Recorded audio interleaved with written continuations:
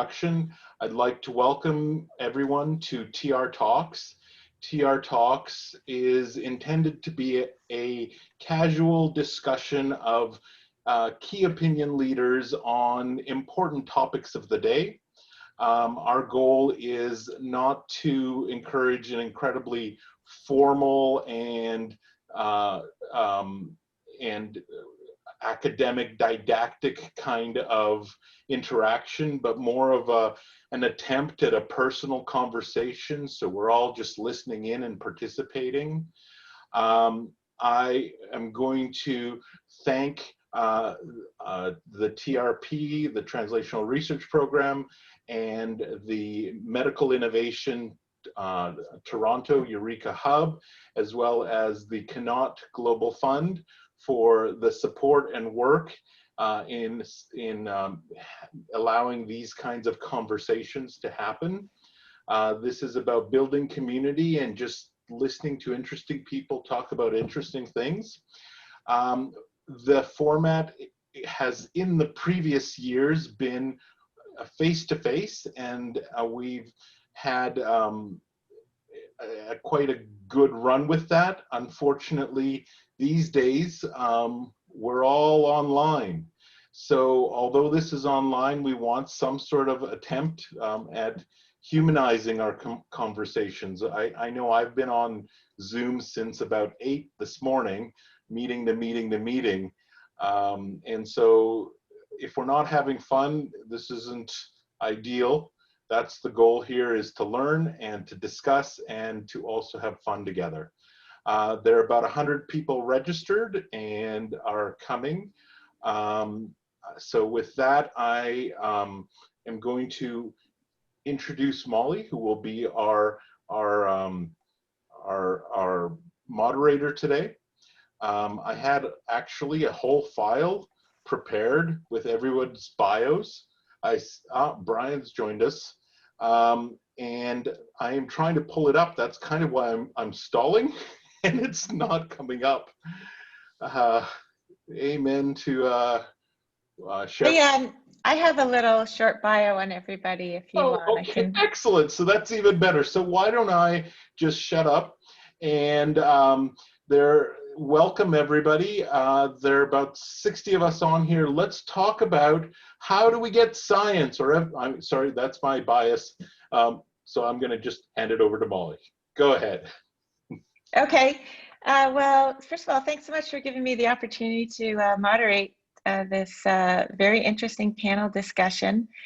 You know, the question that I guess we're going to ask is, or the description is, COVID-19 has disrupted the world. We are changing almost every aspect of our lives, from the way we walk down the street to the way we socialize, shop, study, and work.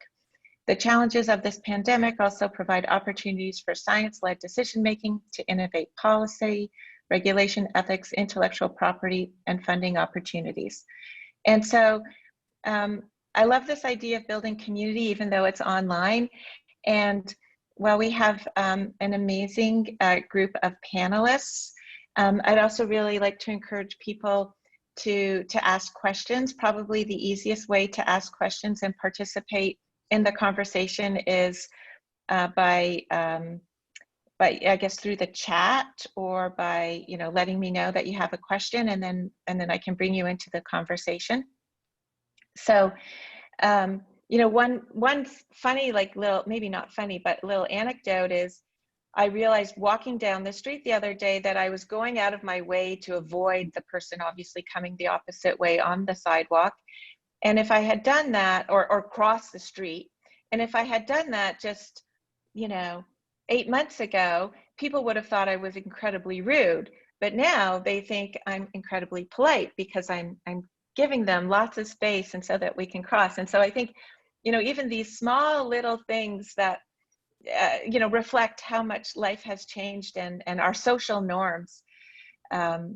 So I think this should be a really interesting discussion, and thinking about, how science-driven translational research can help establish evidence-based, sound responses, policies, and innovations for a solid foundation during and after the pandemic is, obviously something near and dear to my heart.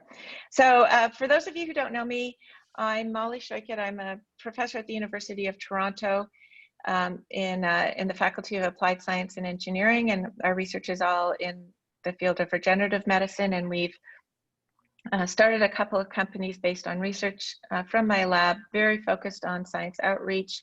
And I think I got the privilege, or I've been given the privilege to moderate this panel because I was a chief scientist in the province of Ontario for a short period of time in 2018, where the goal was really to build on science-based or evidence-based decision-making.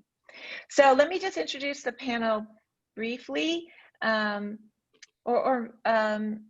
maybe actually, so I'll just say their names and then I'll ask each of you to I have something written down, but it's probably more interesting for you to introduce yourselves. And as you introduce yourself, maybe you could also, give us your first response to this topic. So Vivek Goel, Peter Lowen, Patrick Clifford, Nicole Woods, and Brian Schwartz are all on the panels.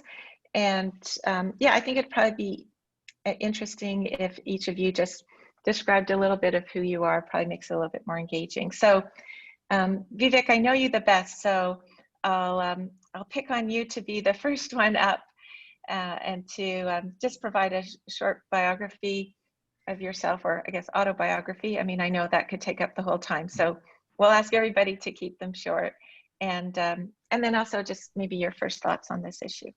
Sure. So thanks, Molly, and appreciate you hosting this. It's great to be back with the Translational Research Program. I've been part of a few of these panels in the past. So I'll just start by saying that I'm probably the only person who's quit their job because of COVID-19. But until June 30th, I was the Vice President of Research and Innovation. But because I'm also trained as a public health physician, and in the past worked with Brian as the CEO of Public Health Ontario, I found myself getting drawn into more and more things related to COVID-19, and finally in the beginning of the summer decided I'm better off spending my time on these issues.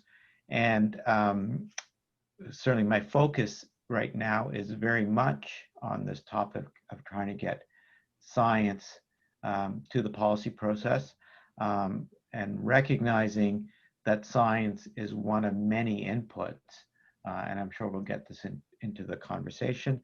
And just quickly, the major things that I'm involved with are leading the new CAN-COVID Research Network, which has been funded by the federal government, to bring researchers together in multidisciplinary ways on the major questions at hand.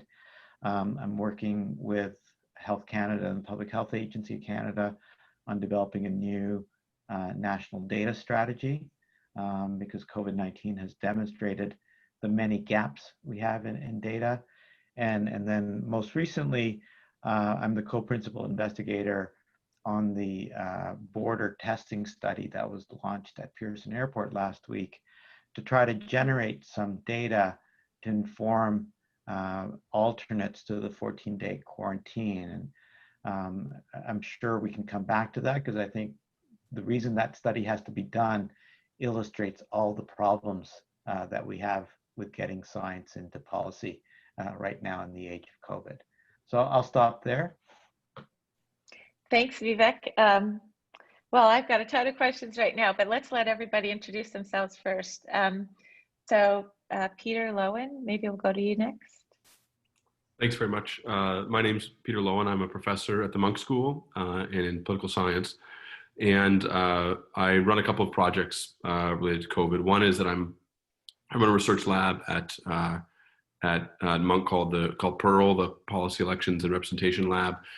And we have a joint project which has for a year been tracking what Canadians consume on media. And it's a very large scale project. And we reoriented it in March to understand what they were consuming in terms of information around COVID and what behavioral responses they were taking.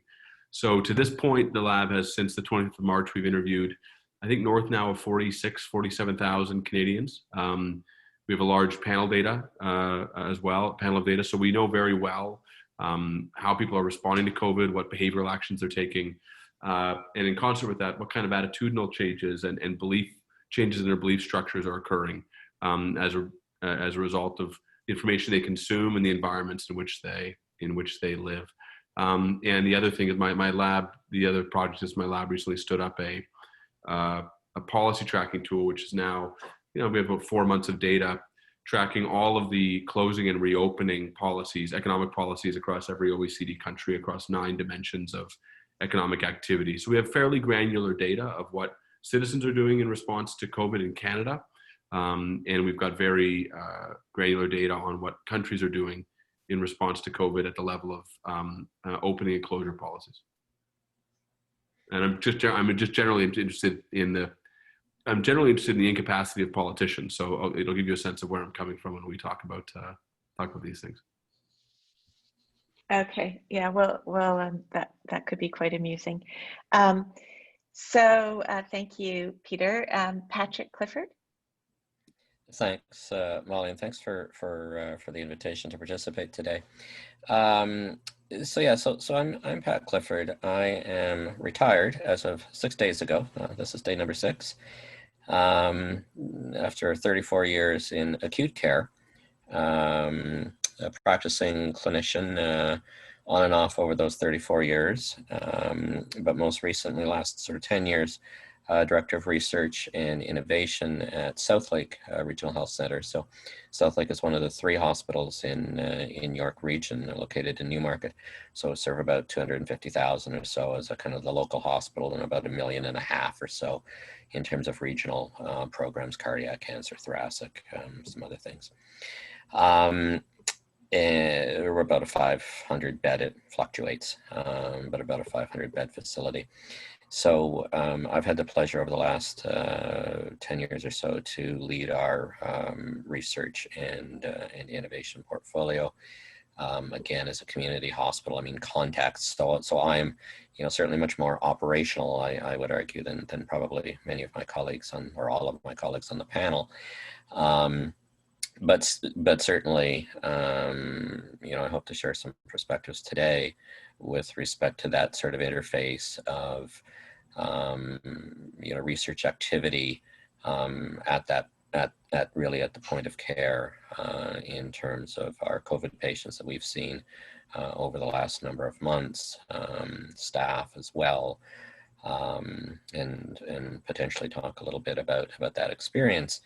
But also very much about, the challenges, even in a, organization that one would argue would be, somewhat scientifically driven, that whole business of communication, communicating good science, the continual evolution of science from, it seemed at times hour by hour, certainly, in chunks of, 48 or 72 hours,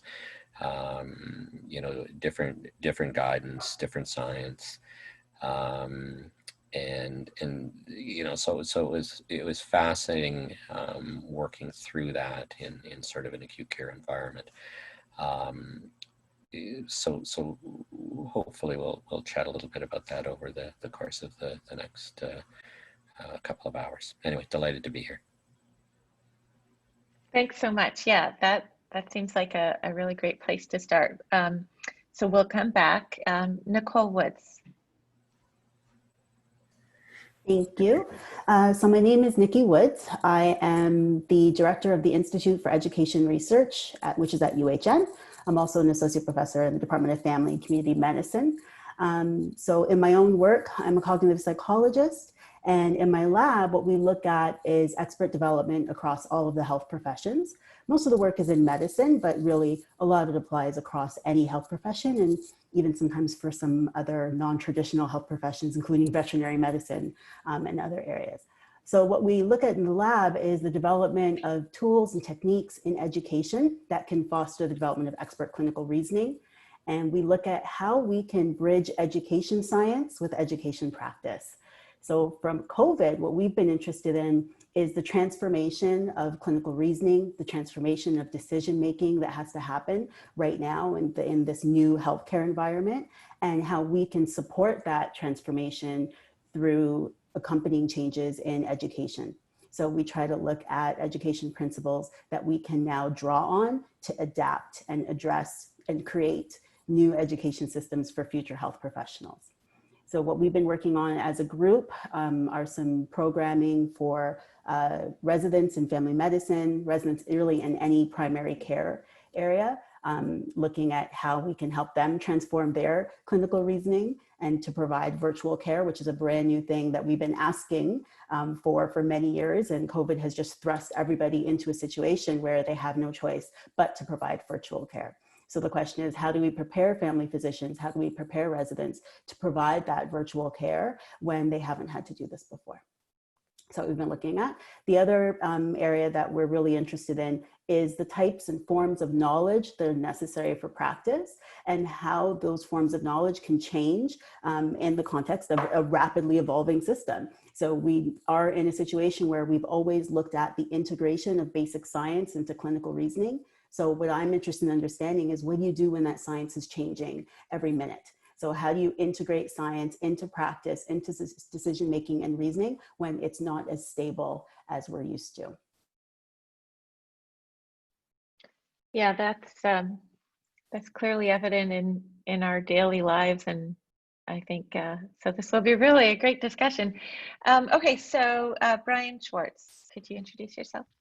Yes, thanks, Molly, and thanks for the invitation to participate. This is my first translational research panel experience, so thanks very much. My name is Brian Schwartz. I'm the Vice President of Science and Population Health at Public Health Ontario, which has been in existence for about 11 years with Vivek as our inaugural CEO. I've been involved in health emergency planning and response for almost 25 years, and it goes back to when I was an emerge doc at Sunnybrook. I've worked in most parts of the healthcare system over my, as you can see, fairly long career. But I went into public health after SARS, thinking that this was where I could make some impact in planning for health emergencies and disasters. And it's been an interesting odyssey. Have been working in public health for the last 15 years or so, and trying to provide the scientific advice to decision makers that we're often challenged with these days. Part of my work right now at Public Health Ontario is as the co-chair of the Science Advisory Table to the Ministry of Health, along with Professor Staney Brown from the Dalhousie School of Public Health, where I serve as an associate professor. And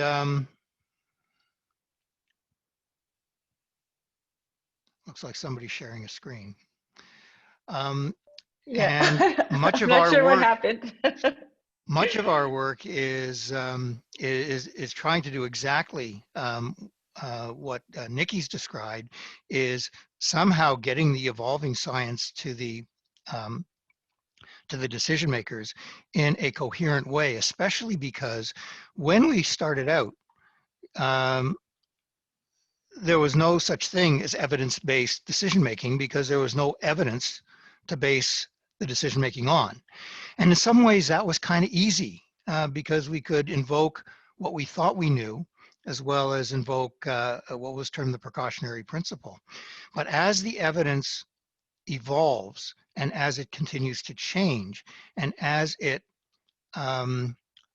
drives pivoting and changing a policy, it becomes very, very difficult for decision makers to get their heads around it, and for them to evaluate all the ramifications of involving the evidence into their decision making, along with all the other things that we will be discussing. And certainly I think the science of behavioral economics, crisis communications becomes as important as the science of the virology of the disease itself. So I'll stop there. Okay, thanks so much, Brian. I think maybe that's a great place for us all to start with the discussion in terms of that point that you brought up and Nikki brought up as well, in terms of this evidence-based decision making as the evidence is constantly changing. I mean, I think in science, we know that the evidence is constantly changing too, and that can be quite confusing for the public because, you know, we might give them advice you know, in say 2020, that might change in 2024 as we've learned more about the science. But in the context of COVID-19, it's really that, you know, we know more literally today than we did yesterday, right? So that's a really great place for us to start this discussion. So maybe, Nikki, do you want to add any thoughts to that? And then perhaps Vivek, you could use that as a segue into the border testing. I mean, I think we all saw that on the news, and so it'd be interesting to learn more about that from you in terms of the border testing, because that certainly plays into this evidence-based decision making and quarantining. And then I'd invite others to join in as well. So we'll start with Nikki and then hand it over to Vivek, and then whoever else wants to participate. Great, yeah, sure. So again, I think that we've been having kind of the same struggle and ongoing conversations about how do we really handle this.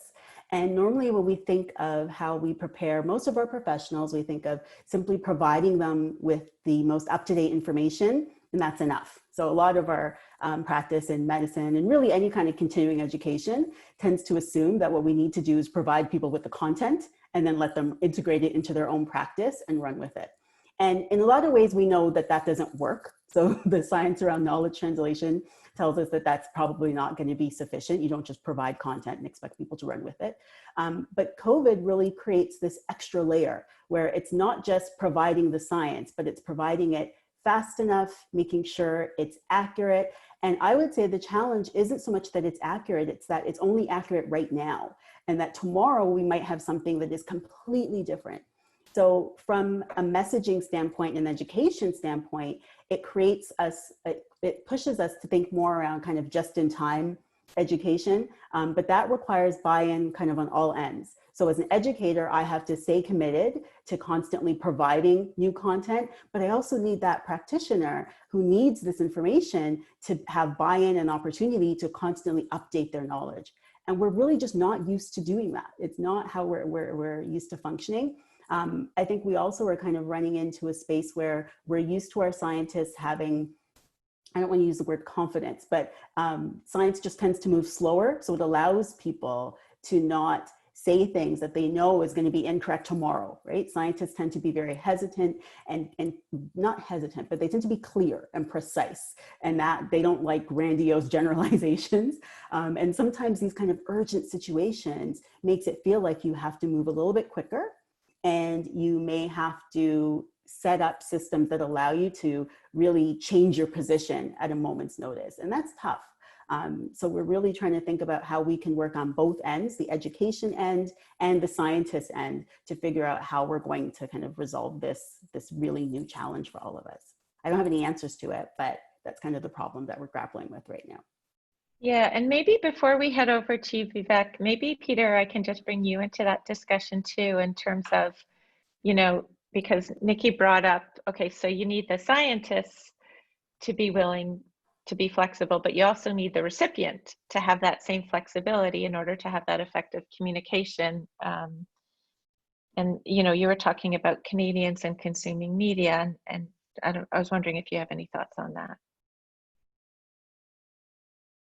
I do. I think there's a couple of things that are interesting. One is that if you think about the two very big collections of knowledge around COVID, so all of the medical and scientific knowledge around the virology of the disease, the character of it, how it might be treated, how a vaccine can be applied, all of these things, we've got remarkable amounts of information and knowledge that are increasing at an extremely rapid rate. And then you have all the knowledge of what people in the public actually need to do to deal with COVID. and ask yourself, how much has that knowledge evolved in the last 4 or 5 months? That evolution has been very, very, very, very small. People figured out almost on their own very quickly the logic of social distancing. They figured out too late, because they were getting the wrong elite signals, the logic of masking, and they figured out the logic of staying home. They worked this out very, very quickly, by the way. So the degree to which we've learned new techniques for interacting with each other is very actually quite low in terms of the rate at which that's doubling, if you want to think about it that way, or the rate at which knowledge is increasing. We already know about 90% of what we need to know to actually effectively reduce community transmission. So there is there's in my mind, a real asymmetry of the kind of knowledge that's being created. So ultimately, the medical knowledge that we need to actually tackle the disease in a permanent and final way, tackle the virus in a permanent and final way, is going to keep increasing, and we need that to keep accelerating.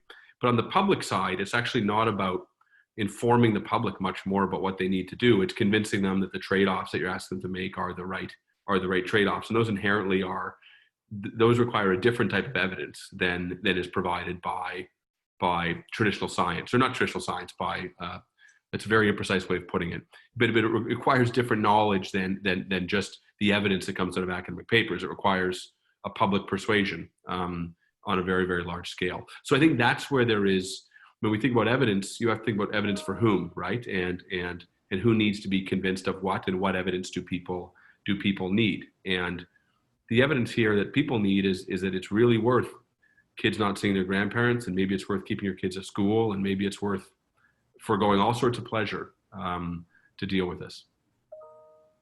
Yeah, I mean, I think the bigger question, or maybe not the bigger question, but the question is we basically stopped the world, right? Like, everybody stopped. They stopped going to work. Lots of people actually stopped working or lost their jobs. And so everything just stopped. And then we started to these stage 1, stage 2, stage 3 openings. And so I agree completely that those fundamental things haven't changed, but how do we get the world moving again?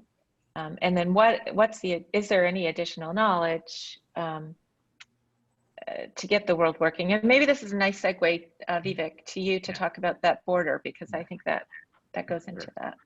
Yeah, before I start on that, maybe I'll just comment on the last few points as well. So just to put some stats out there, it's about 500 papers are being published a day on COVID-19. And about 20 to 25% are preprints that are not yet peer reviewed. In Canada, we spent well over $2 billion in research funding since the first CIHR call in February. The annual health research budget for CIHR is $2 billion. So we've spent in 6 months what CIHR spends on every disease in the course of a year. So we do have a lot of research been funded and underway. The preprints are a particular issue. I think from an open science perspective, it's absolutely wonderful that people are posting up their research results early, but we forget that they're being posted up early for the rest of the academic community to look at.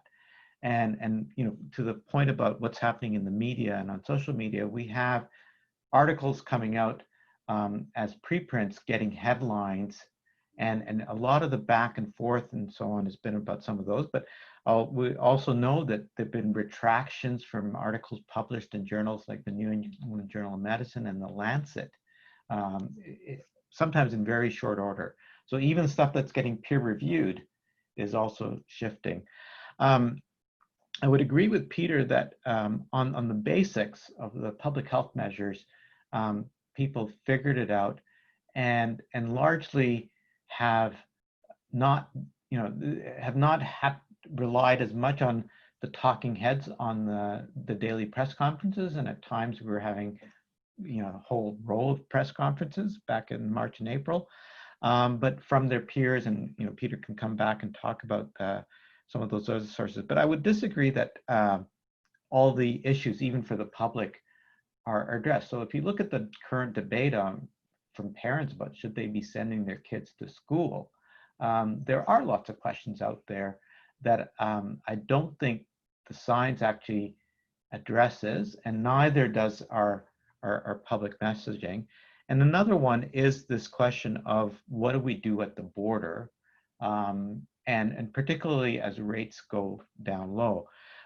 If we look around the world, many countries, as the rates dropped, reduced their quarantine period or eliminated, like the EU tried, and some have gone to a testing strategy, test pre-departure, on arrival, after arrival.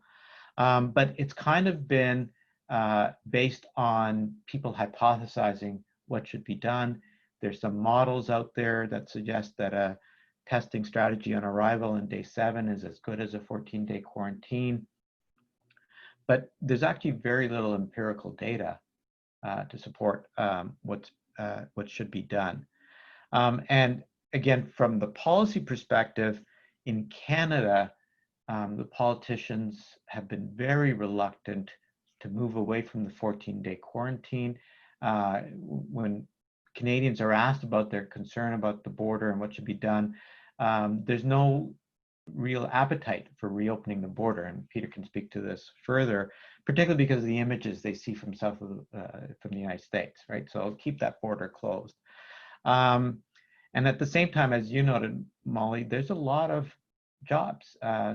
Close to 10% of the global economy relates to travel and tourism. So if we don't figure out how to get people moving, not only people can't see their loved ones and travel for weddings or whatever, we have a lot of our global commerce that will stall.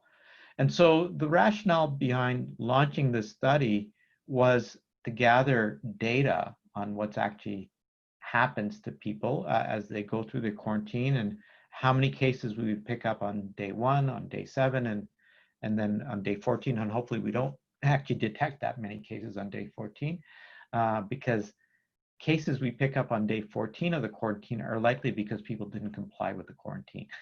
They won't be imported cases, right? So then hopefully, and Brian and I have been talking about what the expectation is, that the places like the science table, the modeling table that Ontario has, as well as the equivalents in other provinces and at the federal level, will actually have some data to work with on making an informed decision around whether we can relax to a 1 or 2 test strategy in a shorter quarantine. We'll have data on what countries people are coming in from and what the rates of transmission are in those countries. So we could take a EU-style approach with certain protocols for people coming from high prevalence countries and more relaxed protocols from low prevalence countries. But I'll also just say, given the theme of the talk, that I'm certainly not convinced that our study alone, as Nicole said, that one study alone is going to actually affect it. This is going to be, there's data coming from other countries, from other types of research, and all that other type of knowledge that Peter talked about around public attitudes, around behaviors during quarantine, what the impacts are, have to also go into informing that science, that policy decision. But hopefully this will add a little bit more science and data into that policy decision making. Yeah, that's really great. I was really happy to hear also that you said that you're going to look at the studies going on in other countries as well, because my first concern was, so few people are traveling these days, and even though this is a highly infectious disease, really not that many people have got it, and so we can't just rely on our own data. So that's great. So Brian, you started us off on this topic. I wanted to give you the opportunity to comment it on again, and then Pat, I have a different question that I want to pivot to for you, but Brian, we'll give you a chance to comment. Yeah, I want to pick up on Vivek's comment about preprints and the number of papers that are coming out. One of the things that we're doing in working with many evidence syntheses groups is to consolidate the evidence and present it in understandable and applicable form for the decision makers. And because there's conflicting evidence often, and that's not always easy to do. So it's important to for the decision makers to look at all the other impacts of and all the other inputs into their decision making. One of which, of course, is the political impact, the populist impact in many cases, and that is very much driven by media and by public opinion. So, the public opinion results, I think, are very important. They were never important to me before, but they are now, as well as going back to the science on behaviors, how people's confirmation bias, for example, may play into the decisions they make in various communities, and the polarization of behaviors that we've seen played out. It's very challenging for the scientists to walk that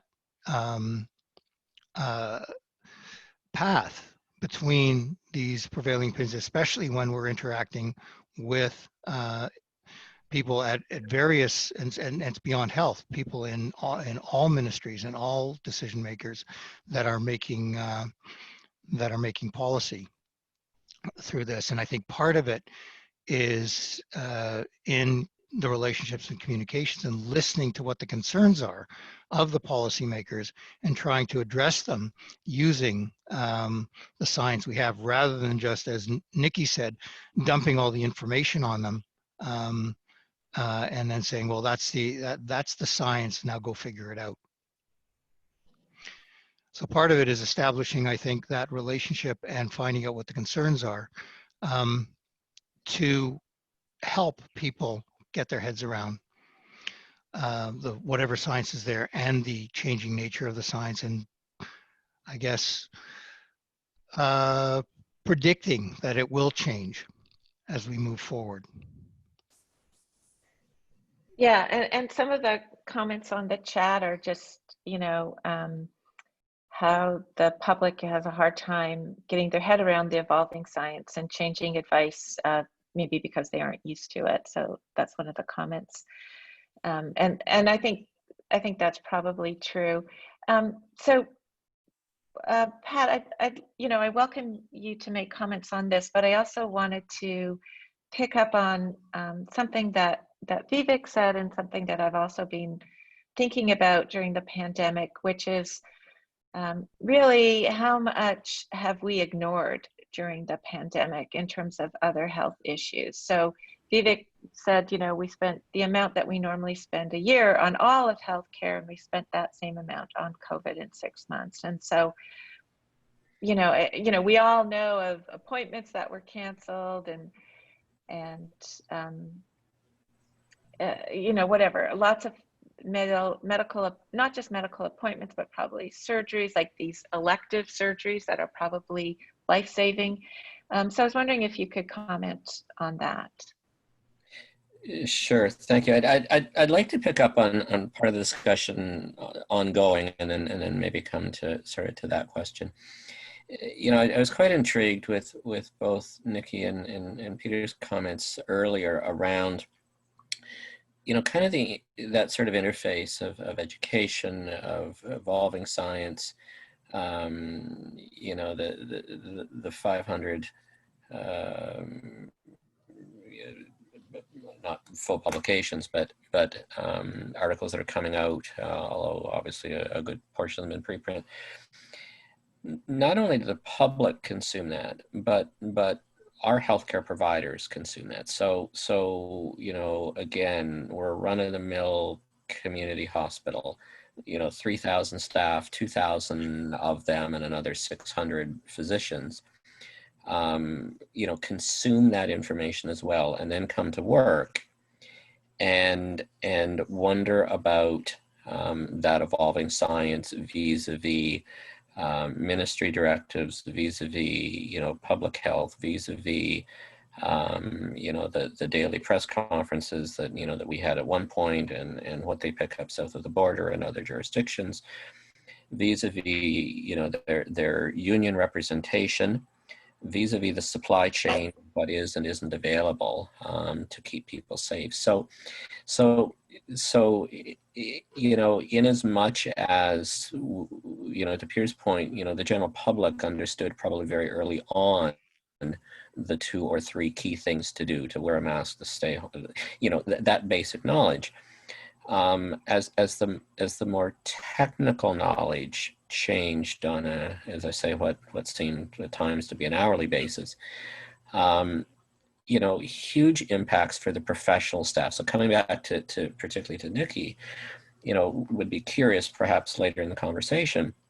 And I know she expressed the caveat that didn't have the answer, so I'm not holding you to the answer.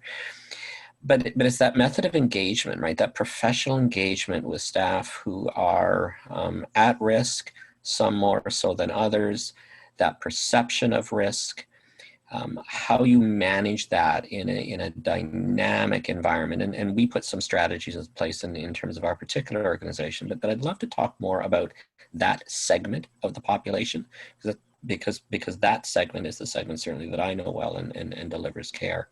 So I'd love to come back to that a little bit more if we get the opportunity.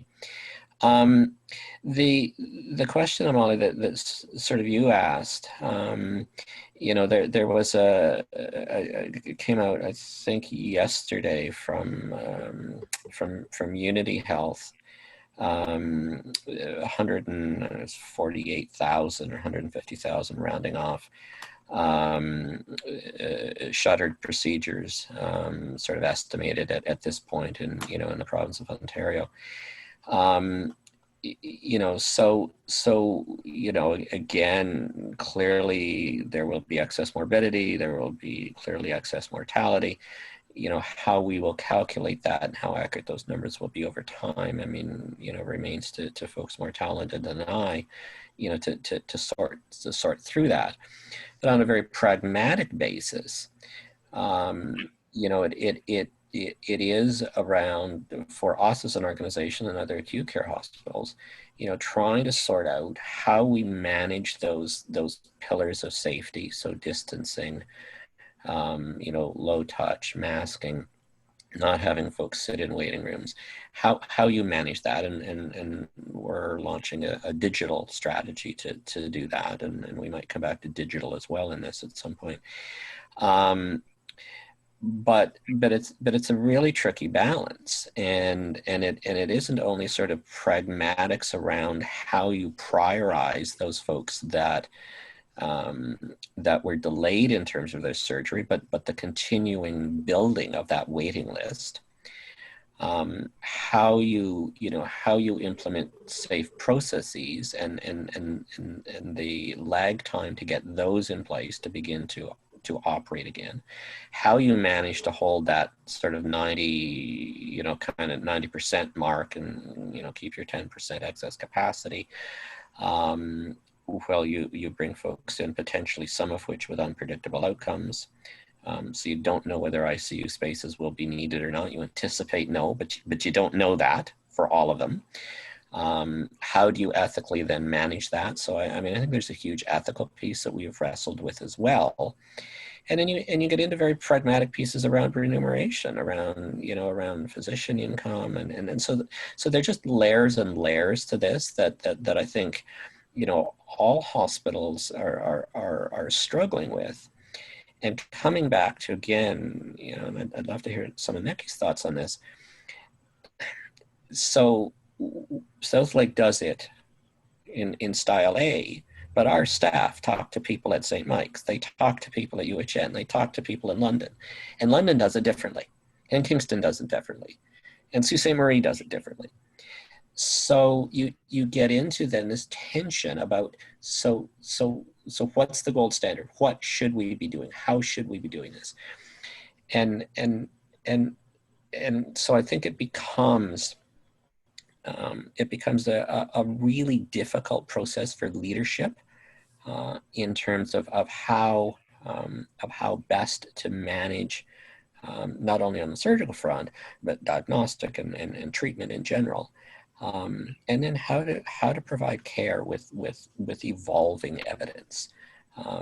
It's tough to be at the top, and I'm thinking of top in terms of senior leadership within acute care, because they're the ones, quite frankly, who interpret public health and ministry and public pressures and staff pressures, and sort of strike that balance in terms of how to move the agenda forward as safely as they can. Well, thanks so much. So Nikki, we will go to you. One of the things I was wondering also about, so I'll put a little bit more on your plate, Nikki, is for you to comment on as to how healthcare has actually changed. So, I think there's been a lot of remote healthcare, which is not necessarily bad. If people can, obviously it's great for the physician to see the person, but maybe they don't always have to. And I was just wondering if you could comment on that, and maybe how that's a good change that has come with COVID. And then, yeah, so we'll start with you. And then if anybody else wants to comment on this, please just let me know. Yeah, I think that we're in an interesting situation right now, because we certainly we did have a moment where we ended up pausing care for many, many people. So we had no choice. We had a moment where there were canceled surgeries, there were canceled visits. That obviously cannot continue. And so we now have to set up a situation where we can bring people back into the hospitals, bring them back to see their physicians, to make sure that they're getting the care they need. And we have to do that in a way that makes them feel safe as a patient, but also makes our providers feel both that they're safe and that they're giving the right kind of care. And so we are trying to think of how do we help people understand what does the right kind of care look like in this moment. And so from I'll speak about a family medicine example. So a really basic example is kind of understanding you have patients who you can really easily arrange a virtual visit, no problem. They have the right technology set up. Their case is simple enough that you can require a visit for them or do a visit for them virtually, but maybe they have some mental health concerns that make them want to come in to see you. A patient who really wants to come in, wants to have a in-person visit. So that's the kind of problem that we may not have had before. That's the kind of problem our healthcare providers didn't have to necessarily address until this moment. So yes, it's great that we're providing virtual care for many people, but it does put our experts in a position where they are required to be experts in a brand new situation that they don't necessarily know how to apply their expertise. It's not so new that they have no knowledge, so they're able to draw from their previous experience and knowledge, of course, but it's about helping them make the right decision for patients in this context. And that's just not always that easy. What we've been trying to do is draw from knowledge from a variety of different sources. So maybe now we're trying to help our physicians not just think about the virology, but also helping them understand a little bit more about behavioral science, a little bit more about communication skills, providing people with other ways of thinking about problems that they didn't always have before. So that's kind of the approach that we're taking from a training angle and a continuing education angle. And I will add to Pat's comment that I do think it's tough to be a decision maker in this context. Both the big decisions and the everyday frontline care decisions, they're both made very, very difficult, and people will be very vocal about the fact that they feel their safety is being compromised because the protocol we're following at UHN is different than the one at Unity. They're very vocal about that, as they should be. So it's kind of figuring out how are we going to help people understand, we call it kind of that deeper conceptual knowledge, kind of the whys of the decision, not the actual decision. So it's not the instantiation of the pragmatic decision that's made, because that's going to vary from setting to setting. But what people do want to understand is why and the rationale for it. I think that what's new in this context is that people think they'll challenge more the whys. That's what I'm seeing just as an observer of healthcare right now, is that you're getting more challenging of the whys from people who historically I don't think would feel like they had to challenge the science. So we're seeing more challenging of our expert epidemiologists being challenged very directly by frontline caregivers, because they really do feel like, listen, like you're putting my health at risk. So I think that's the other piece that's interesting to me as a psychologist and as an education scientist. Yeah, that's actually fascinating. One of the things I've recognized is that scientists are actually amongst the group of most trusted people in our community, but our science is not. You know, people question what we produce, and so it's fascinating that that's being questioned now by maybe not the scientists, but the practitioners, like who would fall within that group. Vivek, I know you wanted to add some comments. Yeah, well, I started waving my hand when you posed the question about the impact on other healthcare procedures, but given the conversation, maybe I'll make a few comments now, and also there's some interesting stuff in the thread. And so the first comment, because you asked about the shift to virtual care, you know, if we'd asked Joseph in February that you'd be doing TR talks on Zoom with 66 people, you'd probably say it's crazy, it'll never happen. And, you know, there's probably elements of TR talks that used to happen that we're not experienced right now, but I think you said earlier that we have people from out of town taking part, which would have been really hard for people to do in the old format. We've got a chat going with some really interesting commentary, which wouldn't happen in the old format. So, you know, I think we're seeing the same kind of evolution in the healthcare system. We've had some of these tools for virtual care. Brian and I will remember when telemedicine was first starting up at Sunnybrook back in the was it 90s? And it was hard to get people to get onto it. And it was still hard to get people onto it until March of this year. And all of a sudden we had vast numbers of physicians starting to use these technologies. And the same, I think, has happened in education. So I think there are some good things and learnings that will come out of it.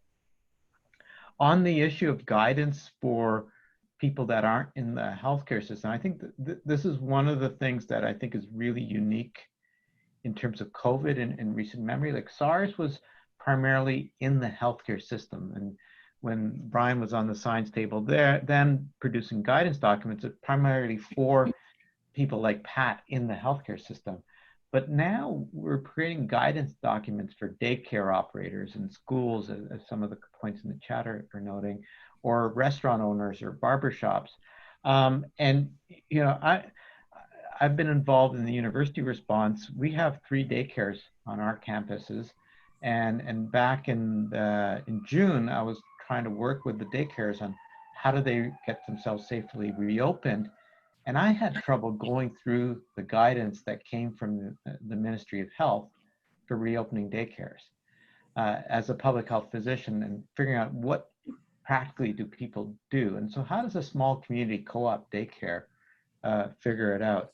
And so I think that's another aspect of this, is that we're creating guidance not just for knowledge users as we may traditionally think of in the healthcare system, but the people out there that need this information are in all sorts of settings.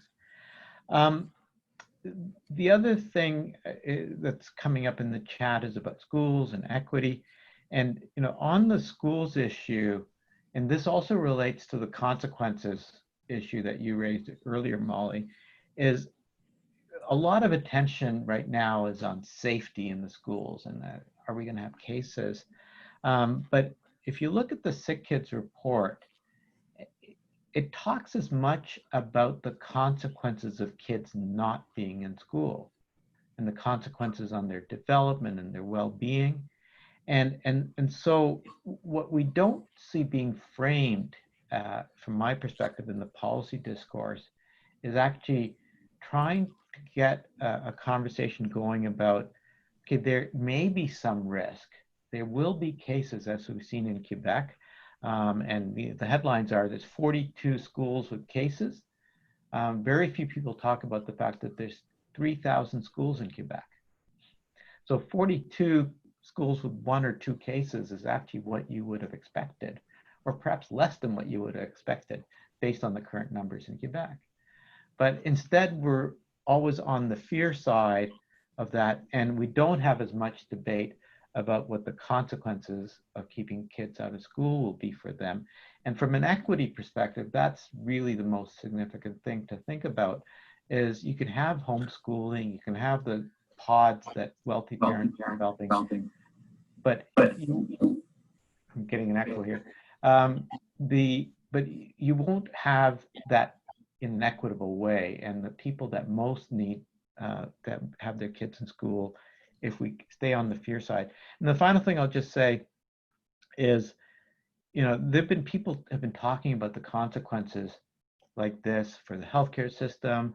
StatsCan had data out on the weekend about the increase in domestic violence that's been reported with people during the lockdown. There's a long list of the consequences, but we may get a headline once a month or once every couple of weeks about one of those things. CIHI put out the data on the decline in emergency room visits in Canadian hospitals a couple of weeks ago. It was 25% in March, and across all categories of acuity. So people that needed resuscitation were taken to the emergency room less frequently. People with heart attacks, with strokes, went to the emergency room less frequently. And we know from the early data that continued through the spring. There was one Canadian press story on the CIHI release. It got picked up in a few minor media. None of the major media talked about that. And so to me, that is as much an issue is from our policy discourse is not actually weighing the consequences alongside of the consequences of COVID-19.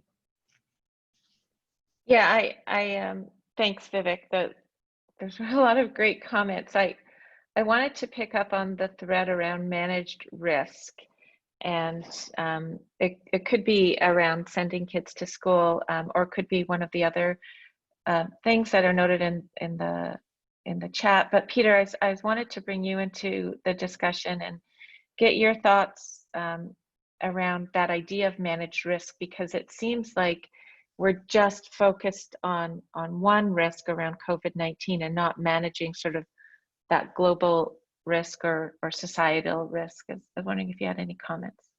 Yeah, thanks very much for asking. I think there are three, as I say, there's three problems that they're not all related to each other. But one is that I think there was early on an overwhelming belief in a kind of risk homeostasis in terms of behavioral responses, which was just plainly wrong.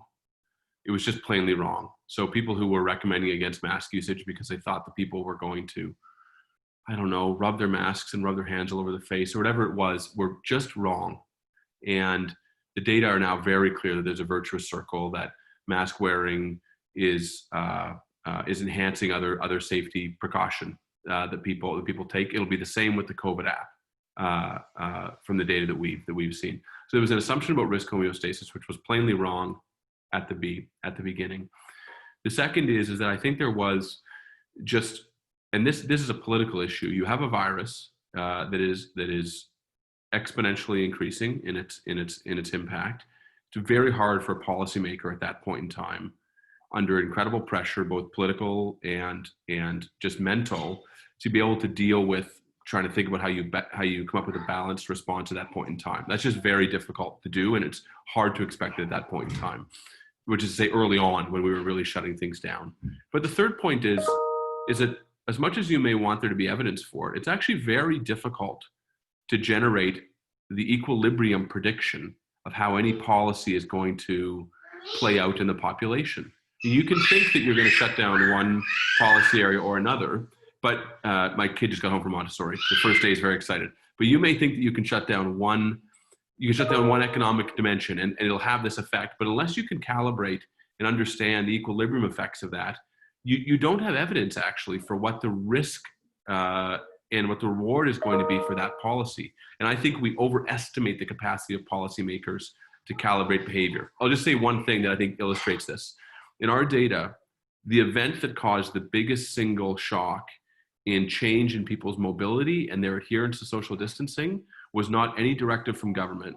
It was the release of the April jobs report in May, which made it clear just how severe the depth of the economic shutdown was, and the reporting around that. And when people saw that, they said, forget this. I'm just not going to stay home anymore if this thing is going to go on for this long and the effects are going to be this big. Now, not everyone stopped complying with social distancing, but that caused the biggest week over week change in social distancing compliance. Not any directive from any public health official or from the Prime Minister in one of his daily press conferences outside of Rideau Cottage. So there's 3 points there, right? We got risk wrong at the beginning. Second, we don't really understand how what the equilibrium is going to be once we propose a policy. And the third is people aren't going to listen to policymakers when they're calibrating these risks. They're going to figure them out for themselves. Thank you. Brian, I was wondering if you wanted to add your thoughts to this idea of managing risk and maybe build on some of what Peter said. Yeah, as Peter was talking, I was particularly about people's behavior. I was thinking about, the two early heroes in Canada on the public health side, Bonnie Henry and the Alberta Chief Medical Officer of Health, whose names just escaped me Dina Hinshaw, and how they were able to communicate to the public public health measures in a simple, digestible form that was complied with. And even, over the last couple of weeks, they've both been criticized now that they've been at it for a while, and in both provinces, the numbers have increased. Now, again, it's hard to correlate the messaging with the numbers, and I'd be interested to understand what factors there were in the change. But I think part of managing risk is really breaking it down and understanding, being able to assess it properly, name it, and at least, notwithstanding not being able to predict the outcome of the decision, predict the outcome of the decision, but at least to be able to create an environment that if people decide to do what they want, what the downstream effects will be, and be able to manage that. So that really deals with, for example, preparation in the acute care and the long-term care sector. So if the numbers go up, do we have the capacity in our system to be able to respond? And the modelers can sometimes help with that, and at least help mitigate the risk on the acute care side. We'd rather do it a little more upstream on the public health side. So are there measures that can be taken that are a little more precise than the lockdown that we experienced in the spring, to, for example, make schools safer even though they stay open? So what are the highest leverage interventions that can happen in schools that will optimize attendance without outbreaks? Part of it is communicating, I think, as Vivek had said, the reality of 42 schools out of 3,000 with 1 or 2 cases, and having people accept the reality of cases in the community as a trade-off to getting kids back to school and the economy going again, and for the better well-being of the community. How to be able to quantify those risks, I don't think you can. I think it really probably goes back to the tolerability of various perceptions of risk rather than the quantification on both sides. So what can people handle in terms of their acuity of cases and the numbers of cases versus what they're prepared to do as individuals and as communities? Thank you, Brian. Pat, did you want to add anything to this discussion?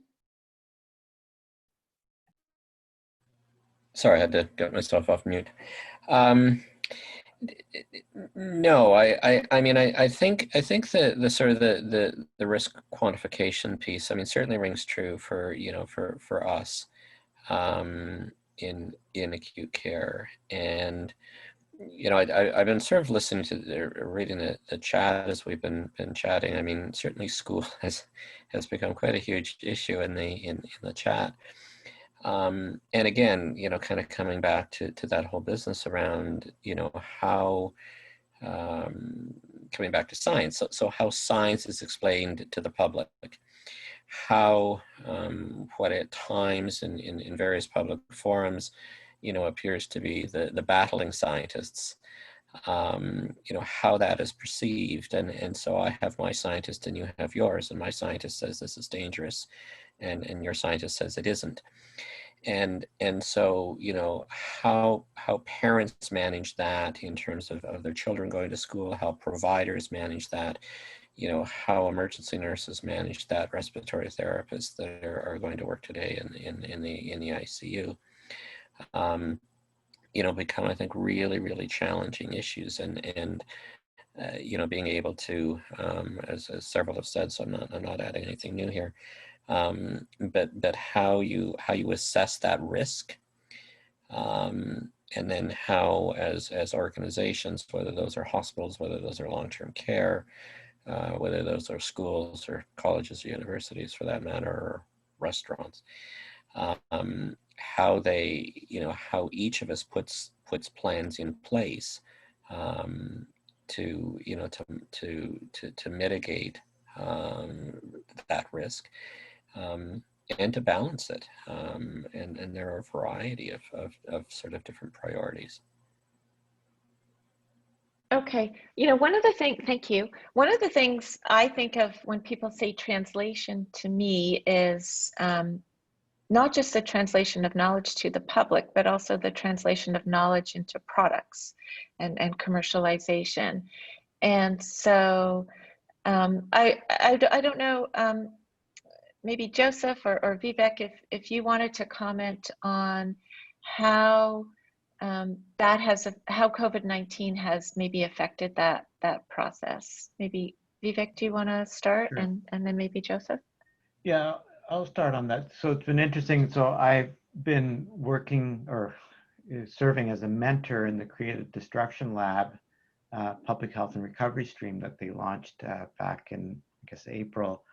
And it was interesting in the first sort of group of companies that we saw, mostly we saw companies that were already in play that were trying to pivot what they were doing to COVID-19. So, and many of them just were like trying to look for an angle to make money with COVID-19. I think more recently we started to see ideas coming forward that may have more of a fit.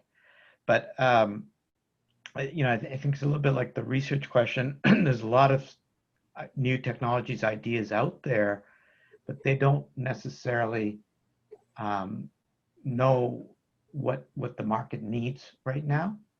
And at the same time, there's a lot of hype that gets generated, including hype by the government. So if we think back again in March, probably Peter referred to the Trudeau press conferences on the front porch of what's it called, Rideau Cottage.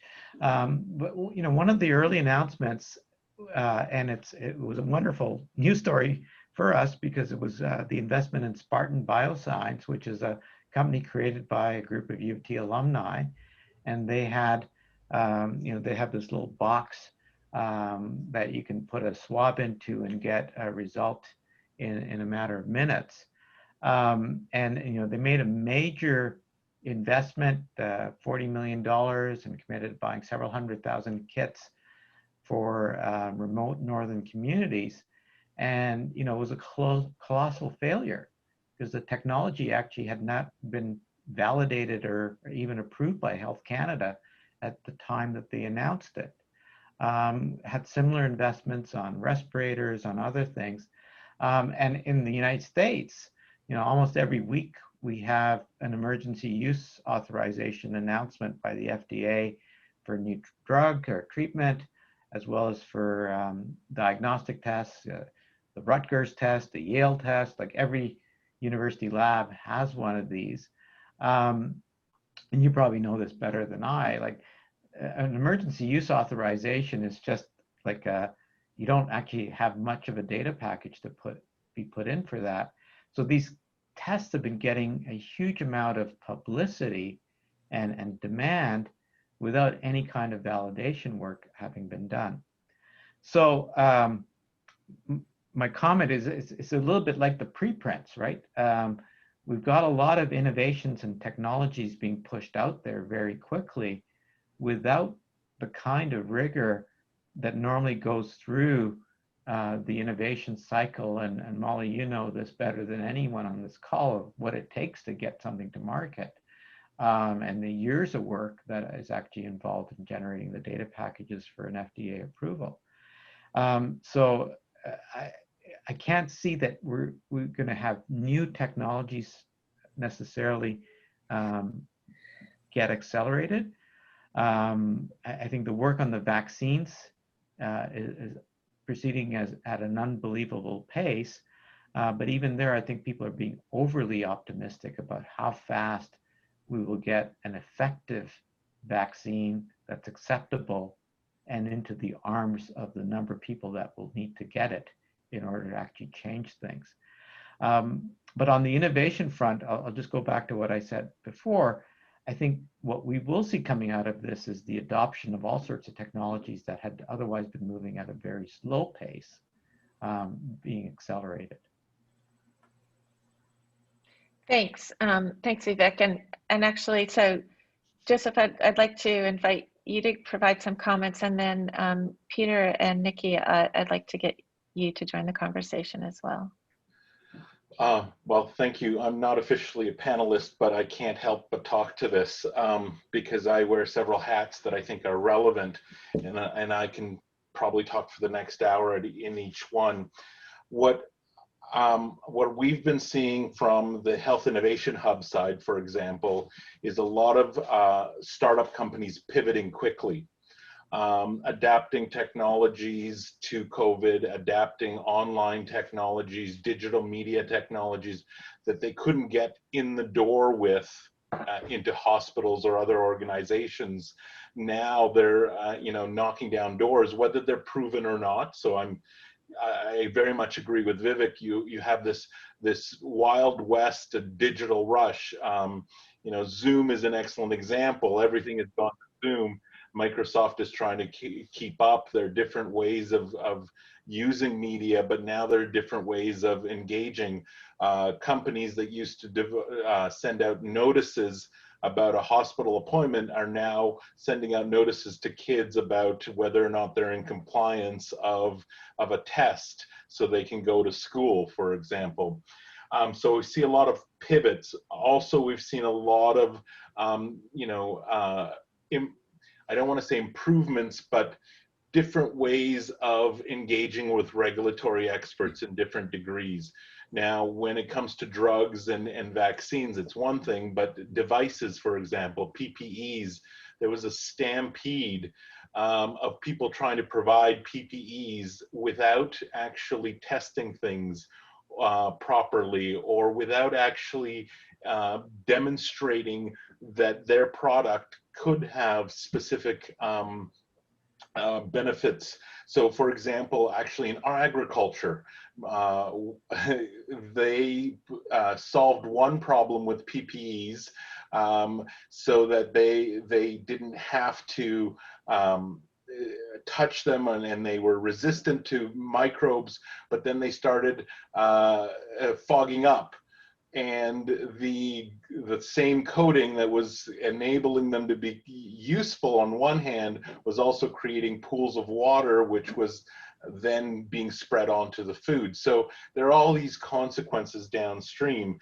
The other thing, I had the privilege of sitting on a committee for the city and the Board of Trade about thinking about how do we reopen and how do we advance sort of the health sector. And over again, we heard stories of people actually being disorganized in how they were trying to treat innovation. It's a little bit more rapid, but it's redundant in many ways. The same companies or institutions trying to do the same thing 10 different ways, none of which were necessarily beneficial, or that could have stood for some sort of coordination and discussion to increase the rapid nature of the innovation, but also its efficacy. So I think what we've learned is essentially that our ability to respond in innovative ways, especially in healthcare, is not as good as it could be. I'll stop there. Okay, thanks. Yeah, maybe Peter, if you can give us a perspective from a public perspective, actually, then I'd like, I'll go to Nikki next, but then I'd like to bring Brian and Pat into this discussion as well. I think you probably all have some interesting points in terms of how people are pivoting, maybe how companies are pivoting to address COVID. I mean, I guess just even as a researcher myself, we started to do some COVID-19 research, and it wasn't because we just wanted to grab funds. It was more, as a scientist, we didn't want to be spectators to the disease. We wanted to try and do something active, at least be engaged somehow, even if it's only around the advancement of knowledge, as opposed to like practical therapeutic applications. So I have maybe perhaps a more forgiving view of these companies wanting to pivot, not necessarily to grab money, but to make a difference. But Peter, maybe we'll go to you and then to Nikki. Yeah, I mean, just on your last point, Molly, I mean, I think it's one of the wonderful testaments of science, right? That cross not only the medical sciences and the physical and engineering sciences, but the social sciences. We have something to say about real problems, and the explosion of knowledge around COVID is testament to that. On the regulatory front, I guess there's a couple of big picture things that I think are relevant here. One is that one thing this pandemic has laid bare, I think, is just the absurdity of the depth of government regulation. So if you like to drink beer and you started ordering beer to be delivered to your house, you realize pretty quickly that until the pandemic hit, it wasn't legal to get beer delivered to your house after 7 p.m. It seems a bit restrictive. It seems like it's a pretty unnecessary restriction on personal liberties. There are all sorts of regulations that government lifted very, very quickly to allow businesses to adapt. And how quickly we reset to those, I think, is an interesting question. I think we won't reset to a lot of them. But the bigger picture piece is that when I'm doing some work, I'm a research lead as well at the Schwartz Institute, and we're doing some work with the Rockefeller Foundation on kind of technology adaptation in response to COVID as a case study.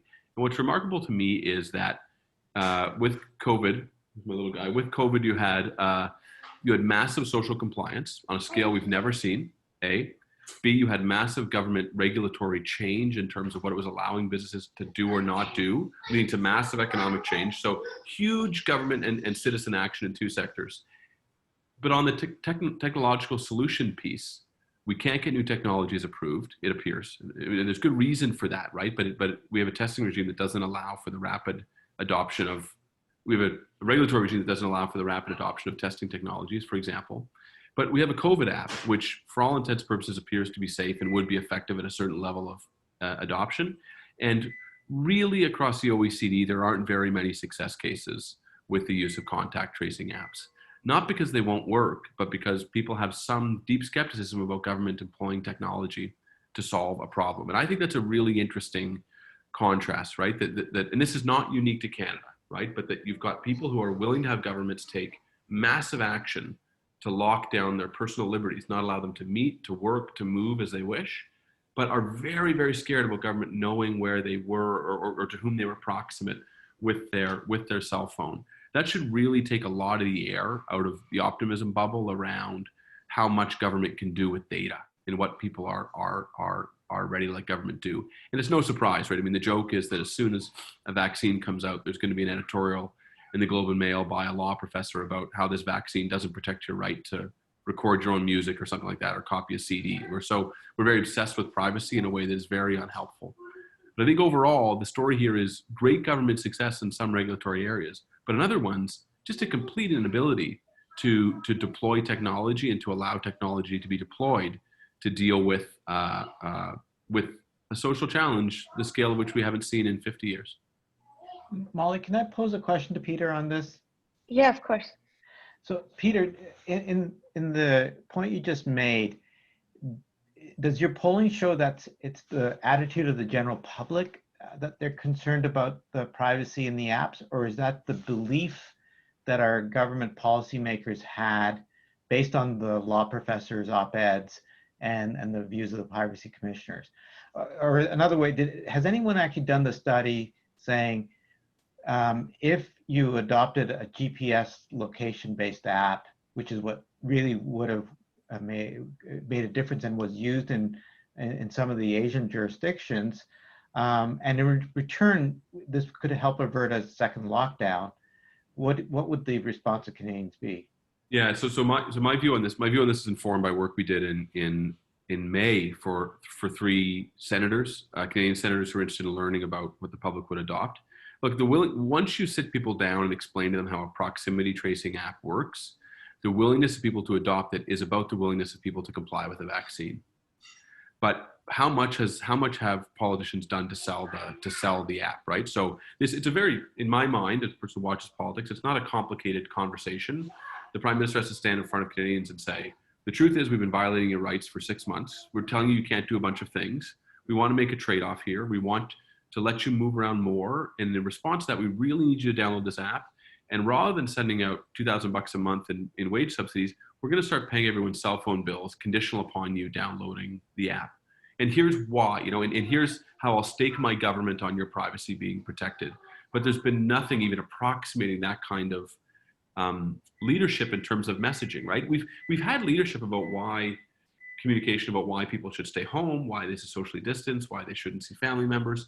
There's actually been quite clear high-level direction on that from political elites, and that has worked.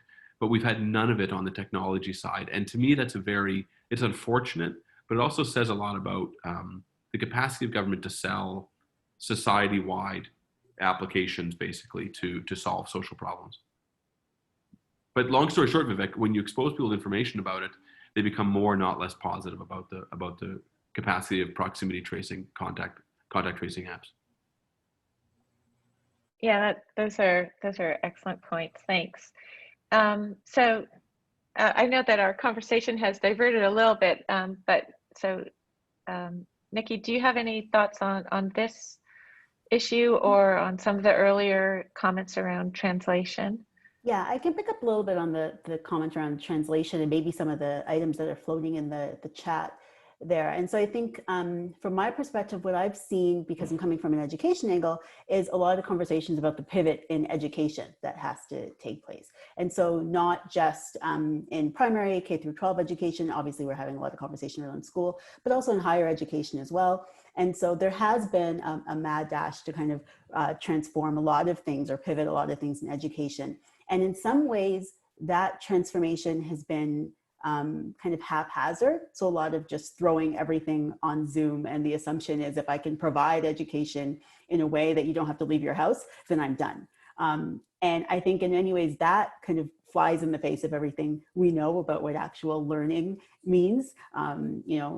Teaching and learning are not the same things. Providing education and people learning something, not the same things. I think that this sudden shift to moving things into a virtual space has caused us to really rethink what education means, rethink what our duties are as educators, as a university, and rethink the best way to actually provide people with the type of knowledge that they need moving forward.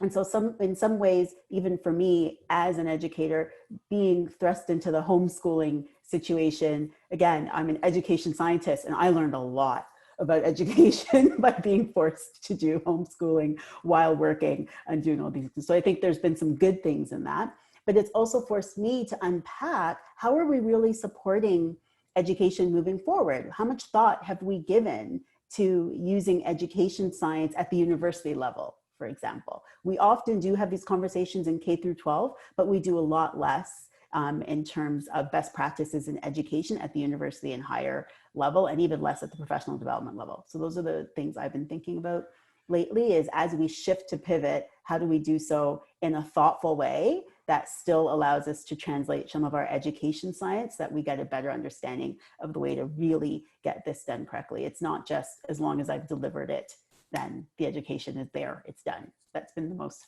valuable lesson I've had. Thanks, Nikki. So Pat, I was wondering if you could join the conversation, and then Brian, I'm going to ask you to comment as well, either on the current thread or this idea of how has, so I think Joseph or Vivek talked about companies pivoting around COVID-19 and doors that wouldn't open before opening, so that they, you know, these small companies could make an impact in hospitals. Did you see any of that, and or how did that change in the context of COVID? Yeah, no, absolutely. So the other portion of my portfolio is innovation, and so probably have looked at 250, 300 companies in the past maybe 5 years, and probably done work with maybe 35, 40 of them in total. And certainly in the age of COVID, to Joseph's point earlier, yes, we certainly saw some new entrants, and everybody was calling us, from donating masks to wanting to engage us in backyard garage research projects for saliva test. I mean, just everything. But what we saw mostly was the pivoting. So it was the established digital technology firm of some sort or other who was repositioning their software, their application, to support a perceived COVID gap. And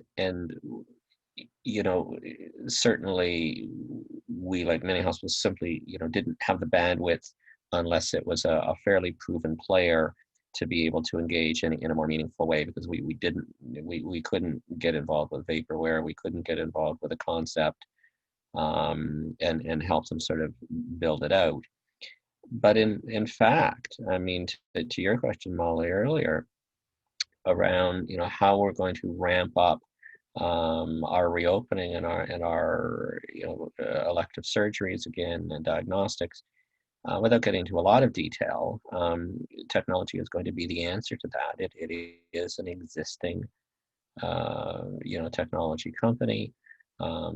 It is not a use that they had necessarily intended their product to be used for, but it will allow us, to safely reopen. Now, until the technology is live, we're doing it in a much more manual, people-centric manner.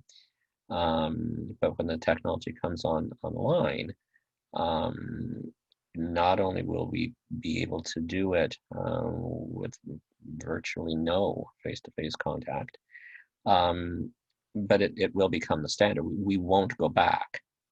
And so there have been comments all the way through, both on the thread and other panelists, that COVID has very much accelerated digital, and we have every expectation that we'll continue to see digital and technology involved in digital delivery. We will see it in the development of new care delivery models, So it isn't even about, simply getting back to quote unquote normal, but, with the evolution of Ontario health teams, and obviously that's been paused for a while, as that, kind of kicks off again and at some point gains some momentum. Ontario is looking at a digital first strategy. I mean, that is certainly, I think going to be cemented and anchored into the culture. And so we're going to see not only the redesign of care delivery and where it's delivered in terms of home, community, long-term care, the acute care hospital is going to change. And digital and technology is going to be part of that. It's going to be part of the operational resilience, the operational intelligence system. I mean, we set up, a quote unquote command center. You see those command centers being operated now in other jurisdictions. I mean, Humber River, rather more famously, soon Mackenzie Vaughan in the GTA area. You see those models in the U.S. You'll see them in healthcare in general. They'll integrate supply chain into that, which are huge barriers at times to being able to successfully deliver care. And you'll see technology as well, I think, impact on financial and sort of other operational details. So I think it's going to be huge. It's going to be lasting. And I think as time progresses, there will be opportunity for new entrants, to get back into the field with particularly niche technologies that will make an important difference in really, particularly I think in translating care delivery and sort of how we go about doing that. To the extent that we're able to uptake those technologies quickly, to the extent that they will pass regulatory muster depending on what type of technology they are, whether they're a medical device or not. I think there will be huge pressure to Peter's comment on that part of the system to catch up because it lags. And we're going to need to be far more timely on our ability to uptake digital and technological transformation, because I don't think it's a pendulum that's going to swing back. That's great. Thanks so much. Those were fantastic comments. I really appreciate how you said, things have changed and we're not going back. So that's really interesting. So Brian, I was wondering if you wanted to comment on this, and then I've been following the chat, and there's lots of great comments in there as well. But maybe we'll give you, Brian, the opportunity to comment, and then Joseph, I'm not sure if we should wrap things up, and I'll give you the final word. So, but first to Brian, and then to you, Joseph. Thanks.